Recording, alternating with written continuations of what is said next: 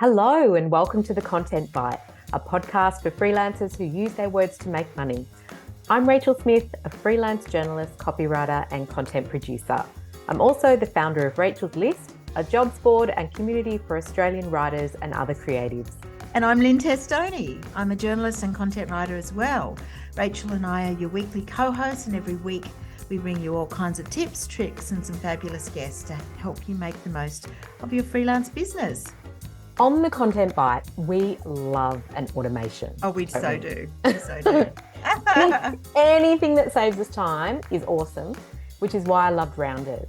It tracks invoices, so I don't have to remember who's paid me or who needs chasing up.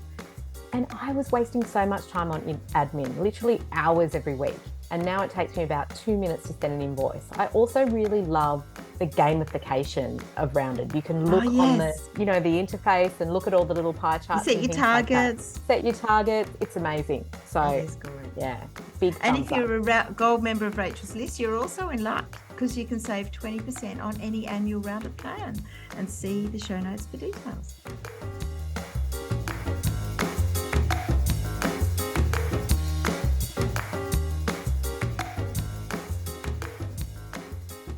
So today we are tackling an interesting topic with our guest, aren't we, Lynne? It's how to combine news journalism with freelance writing. Yes, I've been so looking forward to this. Carolyn Richards is coming on, and she's got such an interesting career story to share with us. Yeah, Carrie is a fabulous example of, we've talked about this before, how you can repurpose your skills into an adjacent career and also get to do what you love. So, yeah, I'm looking forward to it myself. Yeah, I am too. I think it's an interesting angle on combining two different sort of types of work. So do you want to tell me all about Carolyn? Yes. Okay, Carrie Richards has been a news journalist for 25 years. Her writing career kicked off in London on the editorial desks of B2B and technology magazines. And in 2006, she moved to Sydney, and within a week, she'd started work at National Newswire Australian Associated Press, AAP. Over 14 years at AAP, she worked as a general news reporter and editor before becoming travel editor. Oh my gosh, that must have been amazing, where she got to travel around the world and tell stories through words and pictures and guide other journalists to do the same. Carrie now works as a digital journalist and editor at SBS News alongside her freelance work. I'm so pleased to have you on the pod, Carrie. Thanks for being here. Hey, nice to be here. Thanks for inviting me. Yeah, it's great. Welcome. I'm so keen to delve into your career stories. So tell us a little bit about your background and what you're doing now. So pretty much what Rach said. I mean, I'm juggling my usually 2 days a week at SBS News with my freelance work, which I try and see as around 3 days a week. It does vary week to week. The difference being I'm a casual at SBS rather than a part-time member of staff. So I know some freelancers have part-time roles, which means they're for set days working in staff for someone, whereas I'm a casual. And I suppose the main difference with that is I can lean in and out of it as I need to, depending on how busy I am with freelance work, which is a lovely, flexible arrangement to have. Typically, though, I am there 2 days a week, and the days change every week, and then I'm freelancing the rest. It feels like a lovely balance. Yeah. Well, two things strike me about that. First is it's kind of the holy grail, isn't it? Because you've got this regular income coming in and then you've got your freelancing that you can sort of plug the gaps with. But also when you say you sort of dip in and out and it's different days every week, is that because of it depends on what stories are coming up and that sort of thing?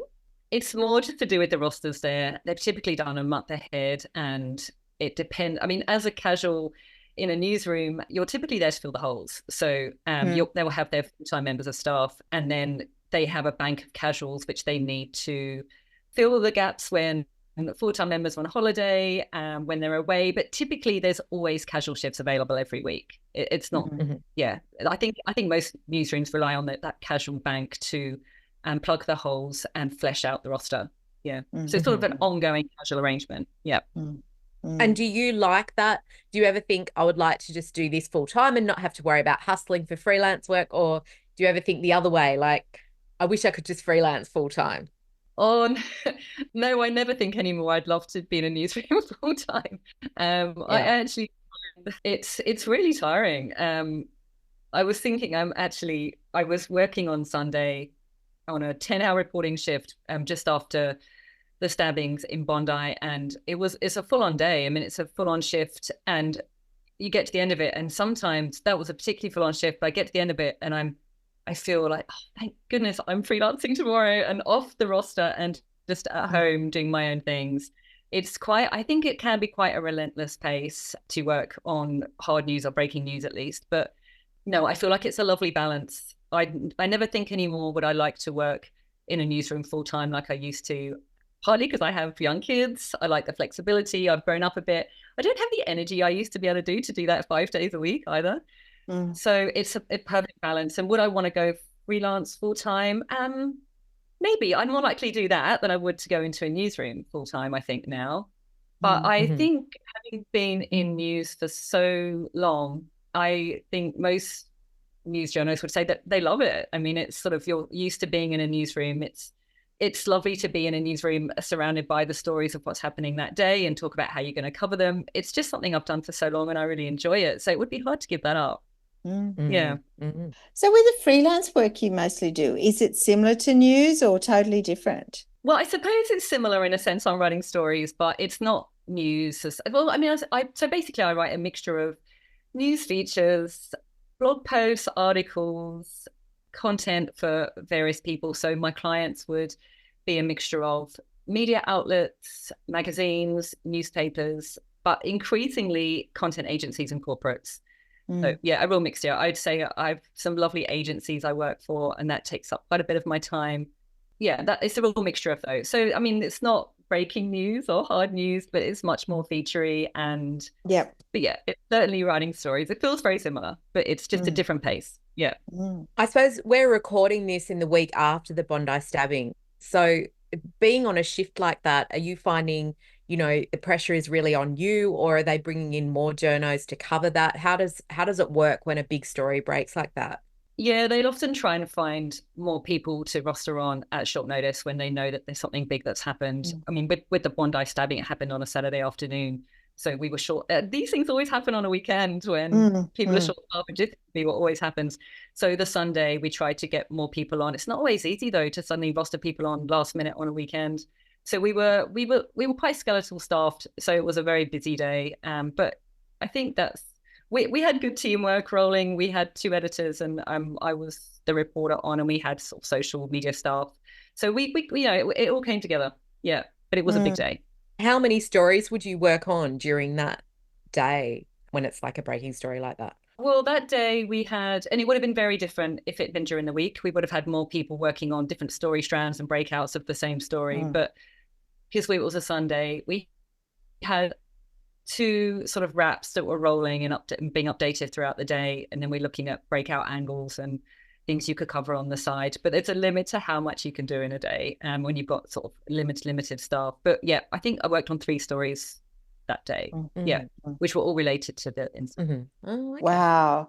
I can imagine that would be nice to have a break from that, because that sort of pace, it'd be draining. It would be draining, exhausting, and quite relentless. So is that one of the things you like about doing the freelancing? Absolutely. And like I said, it's changed as I've got older and I've got young kids. I've got one in primary school, 2 in sort of high school. But I feel it would be very difficult to be working a busy in-house news journalism role full-time and managing a young family. I think that would be really tough. Which is one of the reasons I do what I do. But I mean, I also love the variety, and I think I've become addicted to that as well. I think I would find it really, and I'm sure you're the same, a lot of freelancers are the same, that it's so lovely to work with different clients on completely different things. I think now I'm so used to that. I would find it really hard just to work for one client on one topic all the time. I think I'd find that quite dry. I love the variety, and I love leaning into some clients and going, working with them for a while, then doing something different. And everyone's got different styles, needs. And I love that. I think there's so many reasons I love freelancing, and I don't think I could give that up now. Yeah. But it's also like you're sort of really like keeping all those skills up to date, aren't you? So it's a very different skill, going into hard news as it is to writing for a content marketing agency or pitching a story, a lifestyle story. So the fact that you've got all those skills is great as well. Yeah, I think that's the real benefit of working in a mainstream or media outlet and like a big national broadcaster is being in-house. You are always getting free training on things, and your digital skills are always up to date. So I think that's a real benefit of it that I really appreciate. And then I can use that in my freelance world. But I think a lot of people associate me with SBS, and that comes with a certain credibility. I think you can leverage off that brand. I also think, I can say I'm up to date with all these skills. I do that all the time. And it makes me feel like I'm not on my own. I think I'm in the newsroom about once a week, and then I'm at home the rest of the time. But I feel like that's the only place where I have a team. Whereas the rest of the time, me. I mean, I'm lucky. I have my partner here at home with me. We share an office. I'm not on my own, but I think I would feel quite on my own if I wasn't at least in my team for a couple of days a week. So I think socially it's nice to have that connection. But yes, it is the free training. It is the keeping your skills up to date. And also I think I think it gives me a sense of confidence knowing that I'm used to finding quickly for news. I'm efficient. I've got good investigation skills. Like all those skills are honed all the time. So I can take that into my freelance world and feel confident about what I do. I think the flip side of that is, and speaking to lots of other people at the Content Byte Summit last year, is everyone comes into freelance writing with different skill sets. And I feel like what my skills are lacking in the sort of marketing, strategy, PR side. Whereas some people coming to freelance writing with all those skills, so well honed because they've come from that background. Whereas I feel like that's my weak spot. I can't do PR and strategy like some other freelance writers can. Even though, to be honest, I've been in this industry now for so long that I come up with ideas. Like I come up with ideas for content. Yeah, it's just a different skill set. Yeah, we all got different weaknesses, strengths. Well, it sounds to me that you actually have those skills, but you're just not as confident in them or haven't got the experience to sort of put yourself out there. Do we all put different labels on ourselves, perhaps? Yeah, you're probably right. Being in a newsroom is also quite an invigorating experience. So that could be a real benefit that you're all learning together, aren't you? You've talked about learning new sort of technical skills, but also you're hearing about advances when there's a team, all going together. Do you think that's part of it as well? Yeah. I think definitely it's really nice to have that teamwork and people bouncing ideas off and collaborating. And I think when it comes to ideas, that goes both ways. I think sometimes I'm writing for an agency or a corporate client on a really interesting topic, and I go, God, this would work well for SBS if we switched it in this way, for example. Or I might be working on a news story and I think this is great, and I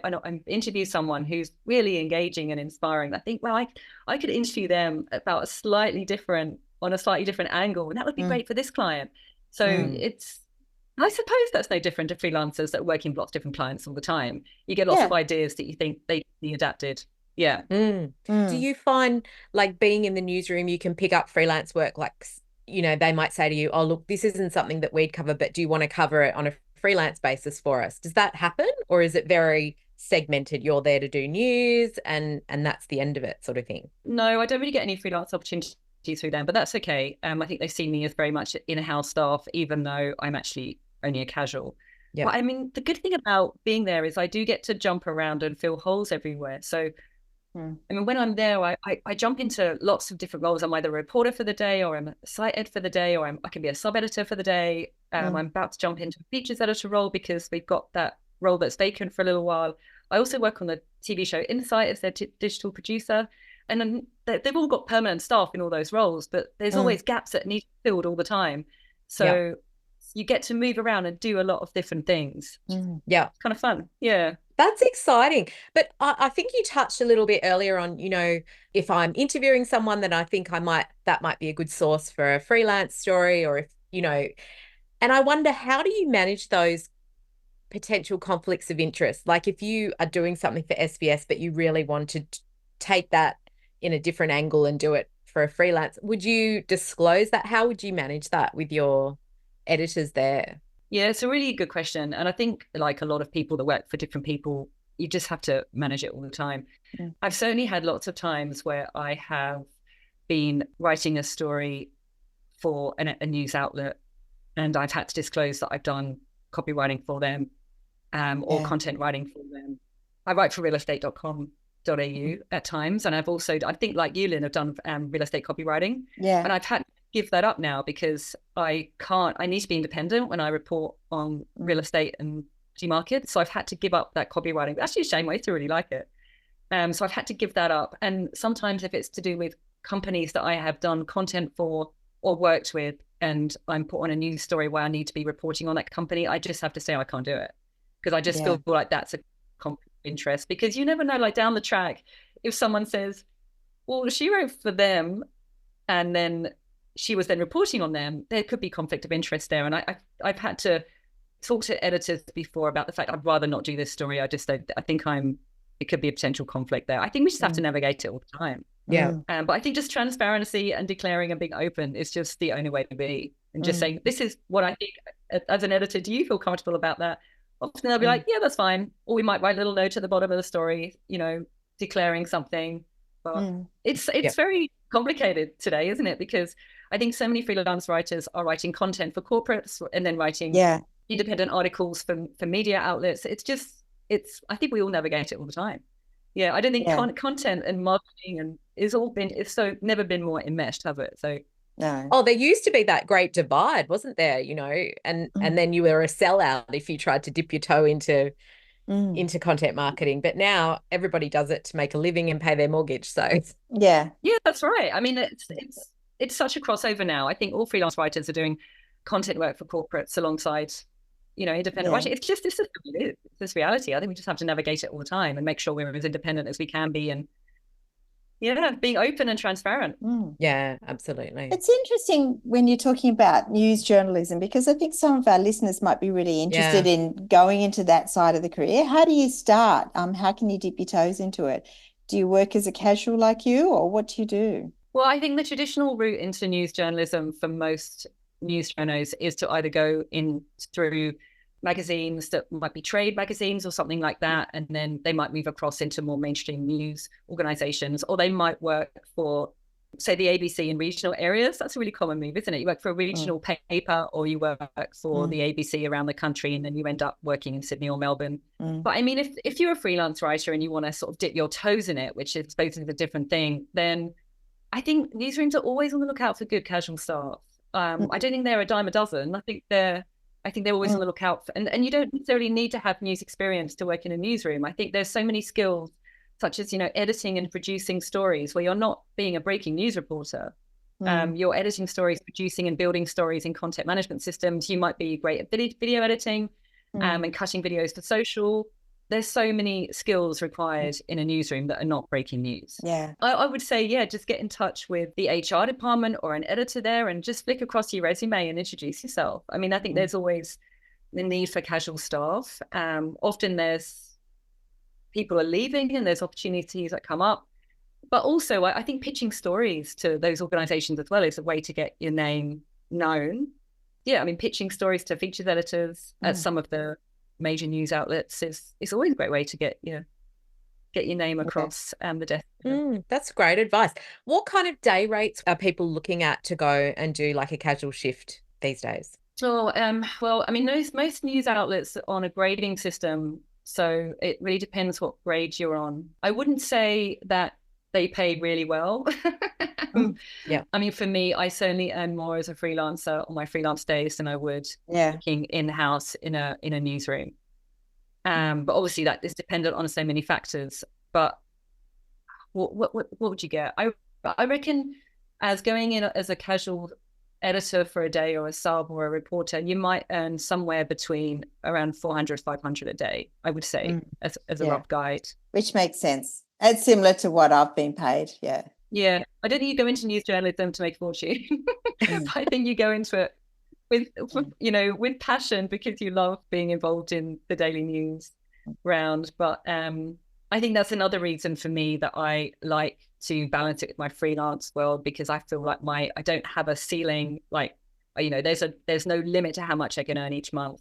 And I think, while some people talk when they're in-house about how they have that stability, and that's really good, I've been in news outlets long enough to know that there's never ever any stability. I mean, there's so many changes in news all the time.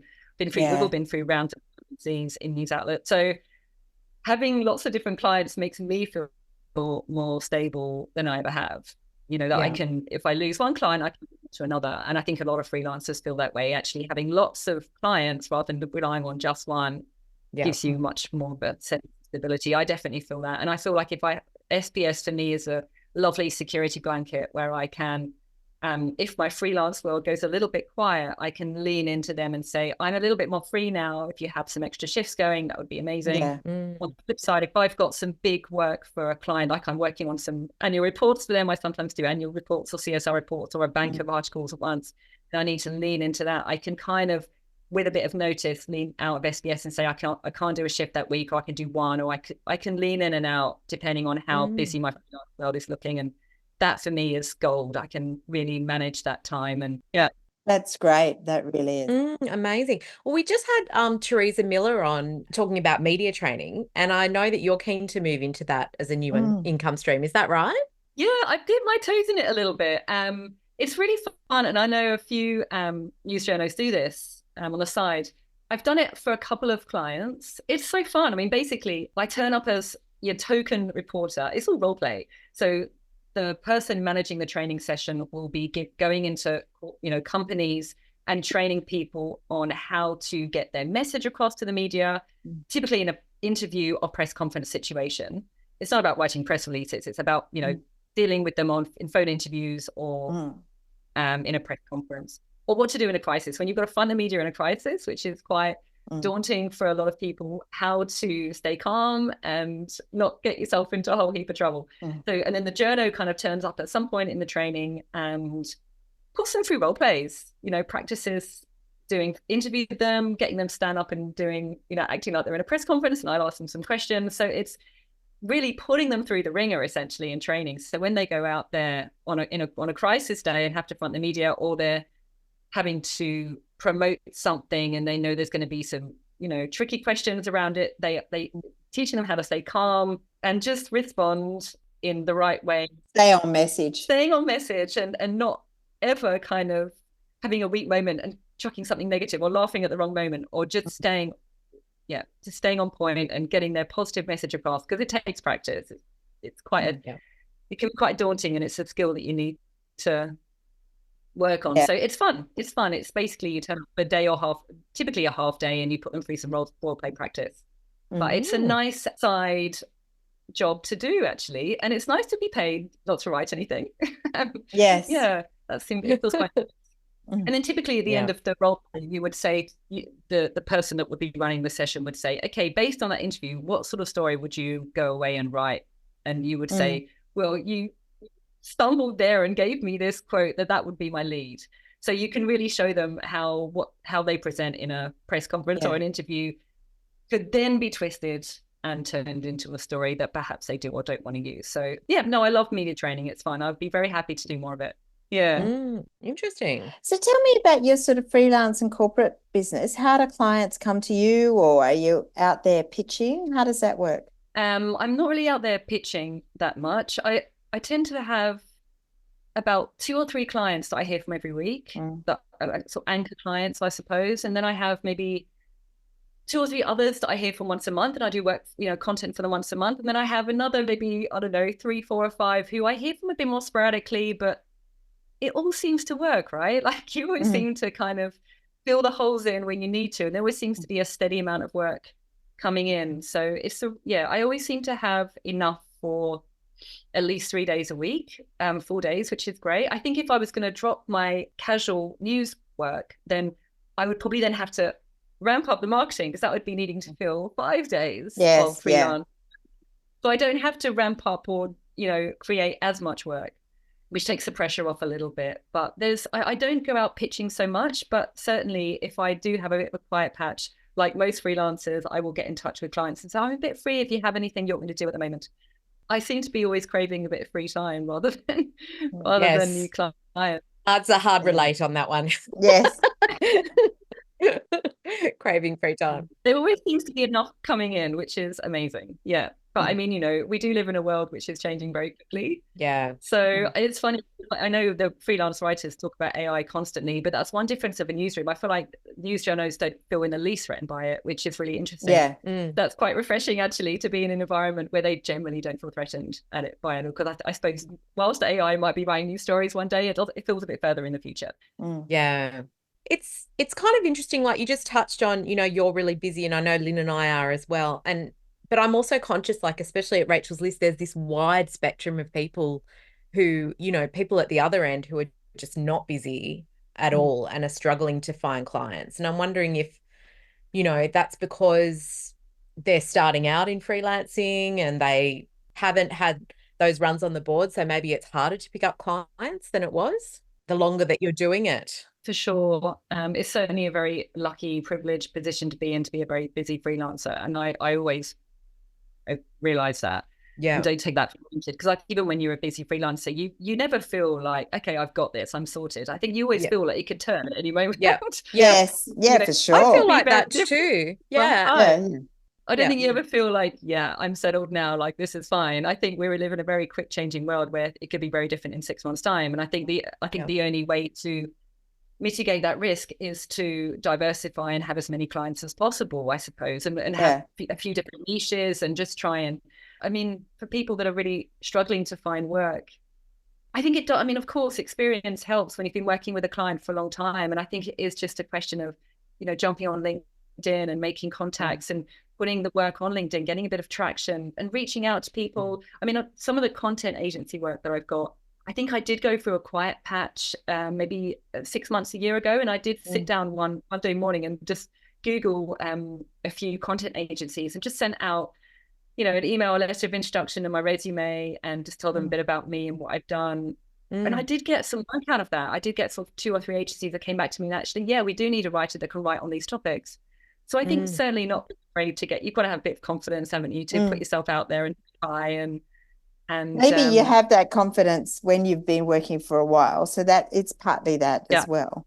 Yeah, but I do think you've got a really great model. Like, I'm thinking there will definitely be writers listening to this, Carrie, who are thinking, if I could secure 1 day a week in a newsroom and I have the skills to do that, it slightly takes the pressure off. And when the pressure is slightly off, it's funny how work comes to you when you're not, in that desperate, I have to find something at any cost, So it really is a great model of having that regular client and then plugging the gaps with your freelancing. What would be your advice to people who want to try and replicate that and combine journalism with freelancing? Yeah, it really works for me. I think it definitely takes the pressure off the income, knowing that I've got those sort of days I can lean in. Like I said before, I think it's definitely a question of getting in touch with HR departments or editors in newsrooms and saying hi and saying I would be willing to plug some gaps. I've got skills in subbing or editing or producing or cutting video or social media, saying what you do and saying you're available to come in. And a great way to do it is to be willing to do a weekend or late night shifts. Newsrooms work. Oh, okay. That's good advice. Work early in the morning to late at night. Some of them work 24 hours and they always need staff on a Saturday and Sunday, which the full-timers are less willing to do, of course. So that can be a great way. And if you say, look, I'm willing to do every Sunday for the next 6 months, or I'm willing to plug holes at weekends or late nights. No one wants to do a Friday night. So if you're willing to do that, that's, you might jump over some, leapfrog over some hurdles there. So I think being willing to do perhaps the unsociable hours at the beginning might be helpful. And then once you're in there, like anything, once you're in there and you can show what you can do, then you can hopefully become a casual that they come to regularly, and that can help, feel the be a bit of a security blanket in your freelance career. I think that's such great advice because, we sometimes get jobs on Rachel's List, which are newsrooms in the UK, and they want Australians to work at night, obviously, during the day, during our day, but to cover news at night to give their journos, a bit of a break, I'm guessing. But yeah, I think that's really great advice. Just offer to do those unsociable hours and perhaps you might pick up a regular gig, and then I love that. It is quite nice. And working on a Sunday is not terrible, particularly I often do. And then, and then you, especially as a freelancer, because you can take time off in the week if you need it. So it's just a different flexibility, really. Yeah, and also it's worth adding that for most news outlets, they'll be paying you heavy weightings for working on the weekends and late at night. I think often Sunday is double time and Saturday might be time and a half. So you can get pretty good money working this weekend shift. Yeah. Great. Wow. So what's been the biggest challenge for you as a freelancer? Is there anything you'd like to get better at? Oh, you mentioned marketing. Yeah. I mean, I just don't have a marketing background. So I like, for example, I've never put on LinkedIn like a video of me chatting. That like literally scares me. Yeah, I'm with you there.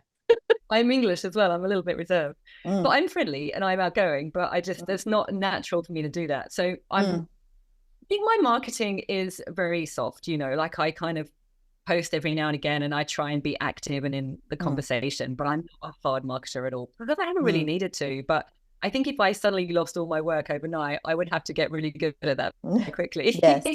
That's something I think I need to probably get better at in perhaps the marketing and strategy side. And also that's something you can offer to your clients as well, isn't it? So once you can offer PR and strategy, that's another string to your bow as well. Well, we like to ask all our guests about their tech tips. So are there any favorite things that you would be lost without? I guess, for your freelance work, it would probably be, wouldn't it? Yeah, for sure. I mean, I think the two things that I love are Canva, which I feel like I use all the time, both in my SBS capacity and in my freelance capacity, whether it's like, making social posts or slides or presentations. It's just so easy to use. I feel like I use it all the time. And Magi, I don't know whether you pronounce it Magi. Have you heard of that? It's like an AI platform it's like an all-in-one AI platform, basically. So instead of having a subscription to ChatGPT and then an AI image creator, it's basically got, I think, 16 language models in it, as well as 5 image creation models. So it's an all-in-one platform, and you just pay them a subscription. It's not that much. I have a feeling it's about $24 a month or something. It's not that much. But that's basically got ChatGPT 4 embedded in it, as well as, like it's your one-stop shop for all your AI needs, basically. Oh, wow. So Magi, I use that. Okay. It's got a Facebook group attached to it as well. So if you're confused about what to do and want to know what other people are doing with it, then you can jump in the Facebook group and learn about how other people are using it and get some tips. Oh, that's useful. I will check that out for sure. Yeah, I mean, Rev, for the transcription, I think even 2 years ago, I wasn't even using AI transcription. Now I don't know how I ever went without it. I'm obsessed with Otter, but everyone's trying to move me over to Descript now. So, yeah. Well, I've just tried Descript and I thought it's fantastic. It's better than Otter, I felt, and it took it to a new level. So there you are. Try it. Yeah. So what's next for you, Carolyn? What are some projects coming up that make you excited? Much of the same for me, really. I haven't really got anything super new and sparkly on the horizon. Yeah, I'm looking for the year ahead. I mean, it's always interesting projects that crop up. I've worked for one client who is big in the public health space, and I love writing content for them. I've got quite a lot of content for them coming up, including, I think, their CSR report. So I'll be, immersed in that over the next few weeks or months, but also just a real variety of things. New things pop up all the time, don't they, as a freelancer? You never quite know you never know who you're going to hear from and what new opportunities might arise. And I suppose the longer you do it, as you both know, you can lean into the clients that you really like and sort of pick and choose a bit what you want to spend your time on, which is really nice. But not complaining. But things are good right now, so we celebrate the good times. Great. This has been really amazing. It's such a great career you've set up there. It's really interesting. Yeah. And you've just given lots of our listeners lots of lots of ideas and advice that I think they'll find useful. So where can people connect with you and, see your videos on LinkedIn, your future videos? I'm joking. I'm on LinkedIn. Caroline Riches on LinkedIn. Also my website, carolineriches.com. They're the two best ways, really. Fantastic. Great. All righty. Thanks, Carrie. That pretty well brings us to the end of the show. But thanks to everyone who's listening and following us on social media and leaving ratings and reviews.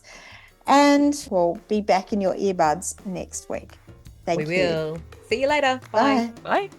Thanks again to our wonderful sponsors, Rounded, easy accounting and invoicing software that helps freelancers run their business with confidence. And don't forget, if you're a gold member of Rachel's List, you can check your welcome emails for an exclusive discount code on the annual subscription rate. You can also find it in the private Facebook Gold group, or just contact us at hello@rachelslist.com.au.